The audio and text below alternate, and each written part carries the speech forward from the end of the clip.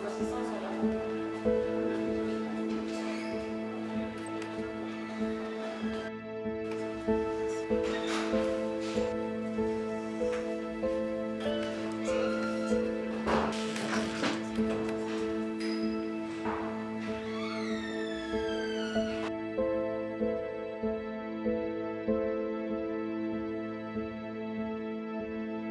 Ça va faire plutôt une année que nous avons été nommés par son Excellence, Monsieur le Président de la République, chef de l'État.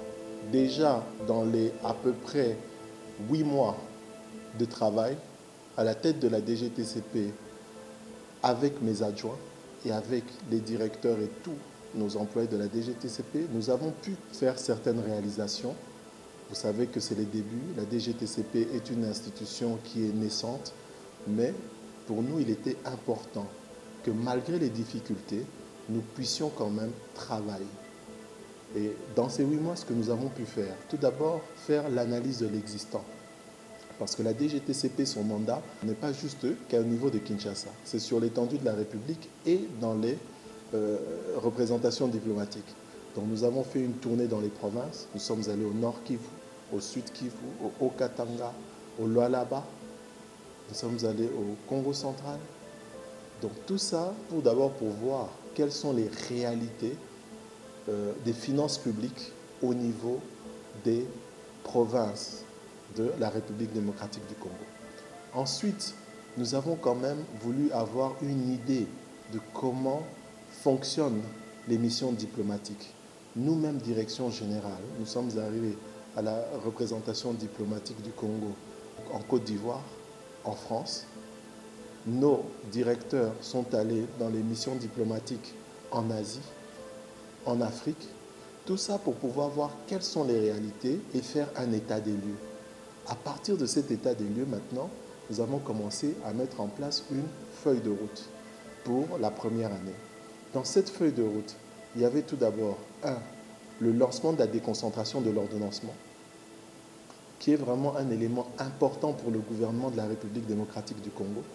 Et la DGTCP est une pièce maîtresse de ce dispositif. Nous l'avons commencé en interne. Nous sommes dans le processus de terminer l'application informatique qui va gérer ce processus. Nous sommes dans la mise à niveau des comptables et de leurs équipes qui vont animer ces postes déconcentrés, parce que ces postes déconcentrés ne vont pas fonctionner comme les postes comptables existants. Donc pour ça, nous avons besoin de comptables qui sont formés tant intellectuellement que aussi par l'éthique, ce qui pour nous est très important aussi. Donc tout ça, nous avons déjà commencé à les préparer et au courant de cette année, les postes comptables déconcentrés devraient commencer. Nous nous sommes rendus compte que vu comment est grand la République démocratique du Congo et vu la distance qui nous relie à nos entités diplomatiques, il fallait digitaliser. Il fallait mettre un service informatique qui permette à tous les éléments de la DGTCP, où qu'ils soient, de pouvoir communiquer et de pouvoir échanger les informations, surtout les informations de trésorerie. Dans ce module, nous avons voulu faire ce qu'on appelle un ERP, ou un pro-logiciel de gestion intégrée, qui permet de piloter la DGTCP à partir d'un système informatique. Nous avons terminé le tout premier module qui gère les ressources humaines de la DGTCP. Actuellement, la DGTCP, tous les agents de la DGTCP ont un dossier numérique qui contient toutes leurs informations, tous les actes qui les ont nommés, et tout ce dossier-là est numériquement stocké au niveau des ressources humaines. Lorsque les ressources humaines veulent traiter le dossier d'un agent, ils peuvent retirer les dossiers, ils ont toutes les copies scannées, certifiées dans nos systèmes, avec les photos des agents, leur situation familiale. Nous avons aussi un module courrier qui nous permet de pouvoir enregistrer, stocker et archiver tous les courriers que nous recevons, tous les courriers que nous envoyons. Ça nous permet de garder une mémoire historique.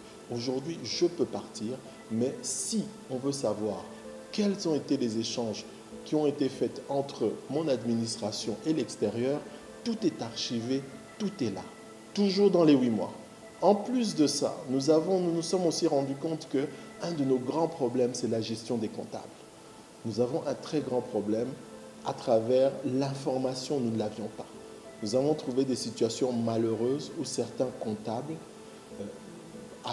posaient des actes qui étaient vraiment répréhensibles et nous n'étions au courant que 3, 4, 6 mois après. Pourquoi? Parce qu'il n'y avait pas de communication.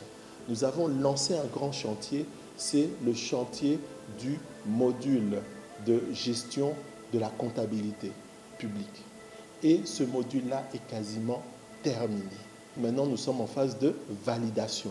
Nous avons une validation en interne avec nos propres comptables. Nous sommes maintenant de préparer la validation en externe avec les experts du Fonds monétaire international et certains experts du Trésor français. Tout ça pour être sûr que ce que nous sommes en train de mettre en place correspond aux plus grands standards internationaux de sécurité.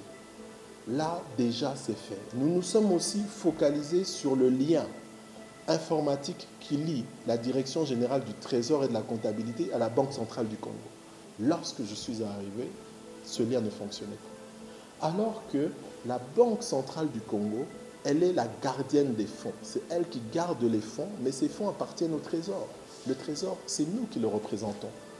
Alors pour nous, il était important qu'il y ait une communication informatique où nous n'avons pas besoin d'aller et de récupérer du papier ou aller récupérer une clé USB pour échanger de l'information. Non, où toutes les informations se font de manière électronique et sécurisée pour que personne d'autre ne puisse capter ce genre d'informations qui sont des informations très stratégiques et importantes pour l'État.